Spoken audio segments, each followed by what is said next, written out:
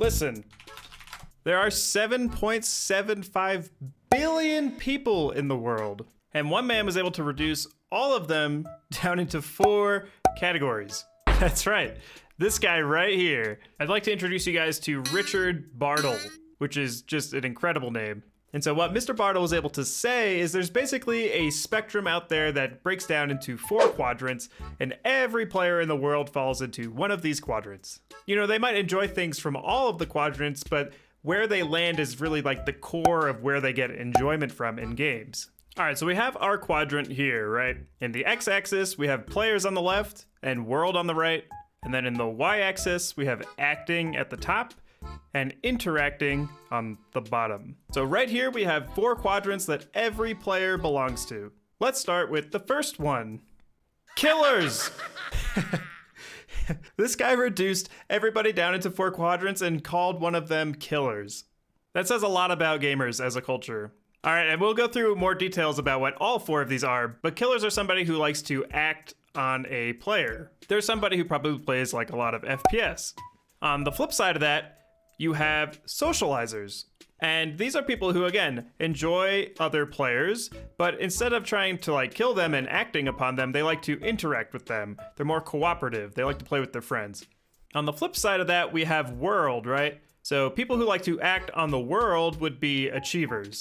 And these are like goal-oriented people. And finally, people who like to interact with the world, we have explorers. And so you can kind of infer from the names what some of these are, but let's actually go through it. Like, what the hell is a killer? What are they talking about? So again, it's somebody that likes to act on other players. This is a power-driven player.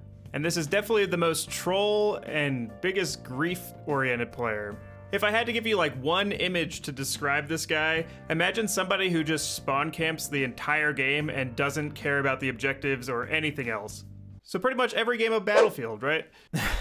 Bartle named this guy the killer because he basically gets all of his enjoyment from crushing other players. Progressing your character, doing the objectives, working with others, this is not the objective. These people strictly get enjoyment from the root core gameplay of like beating other players. In many ways, these are like the simplest kind of player, and also definitely the most toxic. If you have a lot of fun griefing other players in your games, this might be why. On the flip side of that, you have achievers. These are people that like to act on the world, but really what this means is like achievers are people that want to accomplish things and show them off. Achievement hunters, trophy hunters, people that like to 100% games, people that like to be the best rank, to have the highest score. Achievers are the people that really want to get to the top and to do the best and to like fill up all their progress bars and all their meters, right? That's like what achievers are kind of into. And that's different than killers who are just like primitively have fun, literally just ruining another player's day. So this is probably where I lie. I think I'm probably an achiever.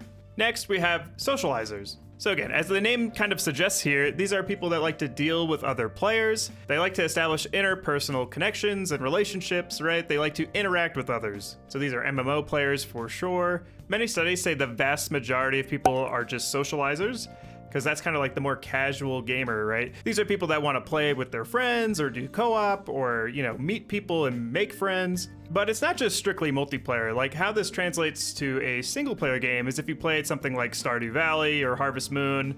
In those games, you kind of set up relationships with NPCs and you're able to build relationships. It's like a core part of the game is building relationships with characters in the game. And that's where socializers kind of, you know, that's what makes them tick. And lastly, we have our explorers, which are people that like to interact with the world. And this one's kind of interesting. This one's probably the most on the nose, right? These are people that like to literally explore the game to its full potential. They like to find every secret, every Easter egg. These are the people that go to like the corner of a map and see if there's something the developer put, you know, on top of a hill or something. They like to test the limits of how far the developers went in building out the world. And games that reward you for doing that is going to be right up the alley of these types of people. So a game that comes to mind is probably Zelda Breath of the Wild. That game's not about killing other players. It's not about, you know, socializing with others. It's a single player game. I mean, there's facets to it, but really explorers don't care about that stuff. They don't want to be the best at the game. They don't want to do everything. They don't really care about playing with others so much. The root core of their enjoyment in the game comes from wandering out in the world and finding something cool, and that's like it. Trying to find out the game's max potential. And so in Breath of the Wild, you would literally go walk in a direction for like 20 minutes, and then there would be like some puzzles and some secret things for you to do there. That is like, in my opinion, such a good example for explorers. And so that kind of summarizes the 4 of them. But as game developers, how do we design for these 4 different types, right? They all have different wants and needs. And so it can definitely be tricky. Let's talk about killers again for a second. Killers are very difficult, in my opinion, to design for. Because the more you cater a game to the needs of a killer, then no one else is gonna have any fun. Achievers, socializers, and explorers are just screwed. Right, because killers want to make everyone's day suck. That's what gives them like pleasure. So games that kind of do this well is stuff like card games, like Magic the Gathering, Hearthstone. In those games, like you're strictly one-on-one battling. It's just about beating the other person. And obviously there's so many different game types that can appeal to this. It's not just like shooters and multiplayer games. There is more to that, but something that's like a good case study for killers is battle royale games. Like, what is the idea of a battle royale? Obviously, there's things that touch all of these quadrants. All gig games should.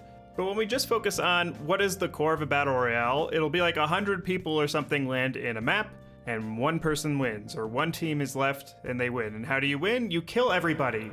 So in my opinion, this is a game that's catered right for killers. And obviously, you have things that appeal to everybody else as well, but I would say it's a killer-dominated genre. If you were to make a game to appeal to these people, right, you have to give them an opportunity to basically display dominance over other players. In something like World of Warcraft, this would be people ganking lower level players. Like, that's just the type of people that do that. They're like max level and they just go to like the starting zones and kill everybody. That would be a killer. And it's annoying and it's hard to design for, honestly, I think, because it comes at the detriment of other people. And that's a hard thing to balance. All right, so moving on. Socializers is a very, very broad term, right? It's at its core, it's just people that want to play with others. And so this makes complete sense in a multiplayer scenario, but how does that really translate to a single player game? Well, I kind of touched on it before. Games like Mass Effect, Stardew Valley, Harvest Moon, like RPG type games where you have close relationships with your party members. These games have you building relationships with characters in the game, and that is like a big draw for socializers. Also, games where you're kind of encouraged to show off your work in the game or share with others on social media, that also appeals to socializers. Because maybe it's a single player game, but they're able to interact with the community of the game, and that's still a draw for them. So if you're trying to design and cater to these types of players, then you want to incorporate systems like that. You want to be able to build relationships with characters in your game. If it's multiplayer, obviously, you want to encourage cooperation, have people join groups, form guilds, form clans, all that stuff. And then also, you want to encourage things like forums or whatever outside of the game to establish the community of the game. Run community events, run things like that. Socializers are considered more casual, and that's a good thing because they're easier to appease. If you're making a free game, like a multiplayer game that's free, that's perfect because it's easy for people to get their friends in and play together. If you're working on something like that, that is kind of perfect for the socializer world. Okay, next we'll go to achievers. And so achievers are an interesting one. There's so many ways to please an achiever. This is the easiest one to design for by far, because I can give you a couple different examples. These are people that want to rank up in competitive games, right? These are people that want to like 100% complete single player games. They're people that like having challenges. I mentioned before, these are people that will do like Steam achievements and trophies on PlayStation and Xbox achievements, right? They'll go out of their way to do challenges so they can show them off to their friends and be like, look how cool I am. I did this hard thing. But it's kind of important to keep that in mind, right? I'll give you an example. I was playing Valorant the other day, and I have a lot of fun playing Valorant or Counter-Strike. But if I play an unranked mode, I don't care at all, and I don't want to play it. I get like halfway through the match, and I'm like, this is such a waste of my time. If I'm playing ranked, even if I'm getting stomped, I'm like, this is like worthwhile time. This affects something, right? I'm trying to progress something. And that might just be anecdotal evidence, of my personal experience, but it's something to keep in mind. The game itself might not be interesting to achievers, which is funny because these are the kind of people that will spend the most time in your game. You have to design systems that keep them engaged. You have to make sure that the work they're doing feels like a worthwhile time investment to them by progressing them in some way. You're getting unlockables, you're leveling up your account, you're ranking up. You know, you're getting rewards, you're getting loot boxes. There's something you're doing and rewarding the player with, even if it's just like an arbitrary point system that makes them feel like they're striving towards some goal. Because again, their 4 fundamental enjoyment stems from accomplishing something, even if it doesn't actually mean anything. Last but not least, we have the hardest game to really design for, which is Explorers. There's so many open world games now that probably fits the mold of what Explorers are looking for, but this is the trickiest one because Explorers, you know, they won't stay in your game very long. The thing about Explorers is like once they've explored everything once, they're done. They don't want to do it anymore. So your retention rate for Explorers is very limited, and it's hard to really design for them. I mean, you can load up your game with secrets and Easter eggs. You can make it worth their while to put things in out of the way spaces so that it's interesting for them to really try and figure out and waste time trying to see if you actually put stuff there. That's kind of the mentality you have to have when designing for Explorers. Is like you have to think of what kind of crazy degenerate's going to go to this part of the map and look for this. And it's like, oh yeah, these people will. They'll find a way. That's like what makes them tick. You put something in like an invisible wall and you put some stuff behind that and they find it, well, that's a goddamn jackpot. That's what you should be doing. But again, it's really hard to design for because they might appreciate that, but they'll never have that magic of like rediscovering something like that, right? You can only discover something once. So I know all of us are, you know, pure-hearted indie game developers that just do it for the love of the games and the passion. But let's talk about what really matters. How do we suck the money from these 4 types of people? What tricks do designers use to actually make money off the 4 types of players? Some of it's ethical, some of it maybe not so much. Some of them are way easier than others. So let's actually go through the 4 of them from the hardest to make money off of to the easiest. And we'll start with Explorers. So I kind of just touched on this, right? Explorers, they're content driven. They want to explore the world. They want to find secrets. They want to do that kind of stuff. And once they see it once, they're not really interested anymore. This means cosmetics in a shop don't matter. You know, having in-app purchases don't really matter. It's actually kind of funny because they don't really care so much about like the game mechanics so much. They care more about the world. And so the only way to really monetize this more is to build more content or to have systems that allow more content to be generated. I feel like something like downloadable content or DLC is a good factor here for Explorers because that's basically just like an expansion, right? You pay for some DLC and that adds more content to the game. With that aside, I think games like Super Mario Maker and Little Big Planet, games that allow mod support, these types of things increase the longevity of a game to an explorer. And I don't know if you can really monetize that, but having something like a level builder, I think makes all the difference for an explorer. But again, because they're purely content driven, it's very hard to monetize. Which brings us to the second most difficult player to monetize, which is the killer. So to monetize a killer, you would want to sell some sort of competitive advantage. If you've ever heard the term pay to win, that's people monetizing killers. These are ways of buying something with money that makes you stronger than other players. Think about like buying cards in Hearthstone, right? If I never played Hearthstone today and I go in and people have been buying decks for like the last 8 years, I'm not going to be able to feel like I can compete without spending money. I have no idea if you can, if they have like catch-up mechanics in place.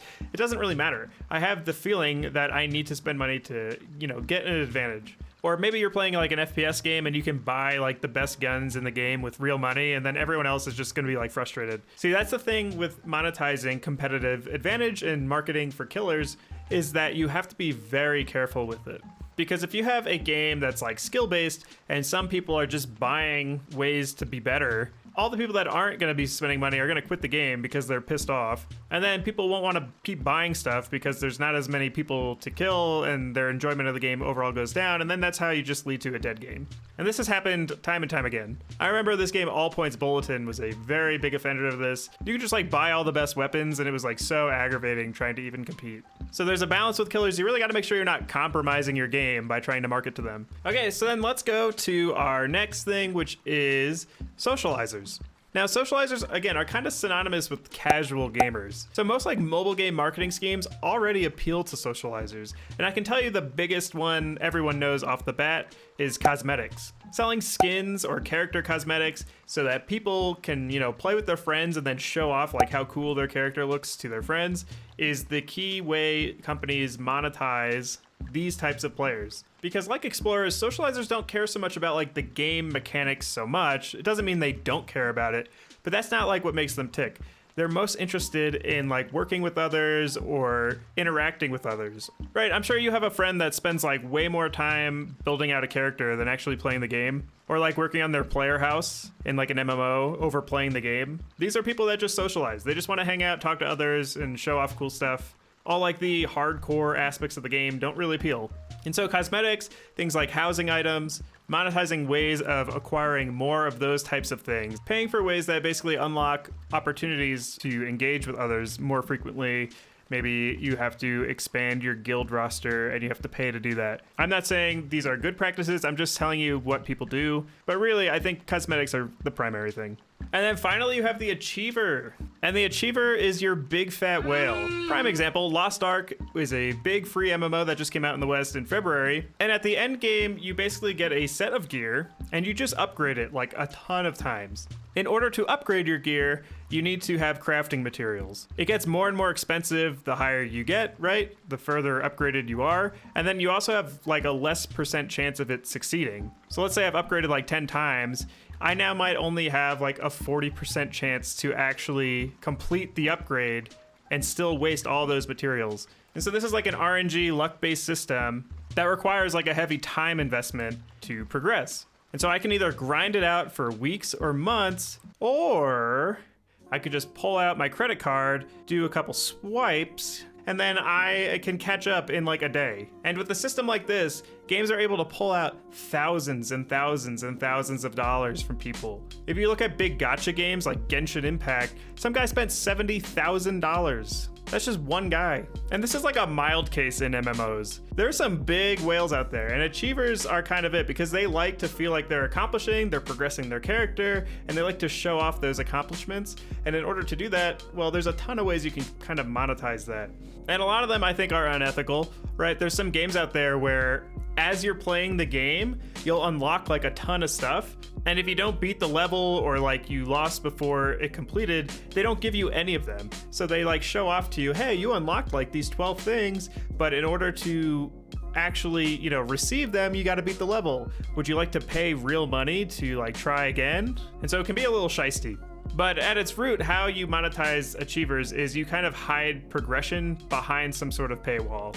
And this is kind of where, if you're just like a pure gamer, it feels dirty to do this, but this is also where big money comes from, so it's something to consider. I kind of think it's sad, but it's the reality of games today. You can't really avoid it. I don't think you have to do it. You're not gonna stop seeing stuff like that. If anything, it's just becoming more normalized. So that kind of sucks, but you now know enough about the 4 different types of players to go out and design games for them. And you might even pick up on some of this as you play games now. You might see how certain things are tailored towards these types of players. And it's something that's good to be aware of because very successful games appeal to all 4 player types. And then on the flip side of that, you might have a very niche game that just focuses on one and does it very, very well. Something to think about. But now that you know you are ready to go out into the world and make a big, successful game, and you can attribute it to Mr. Bartle. So good job, Mr. Bartle. Good job, everybody.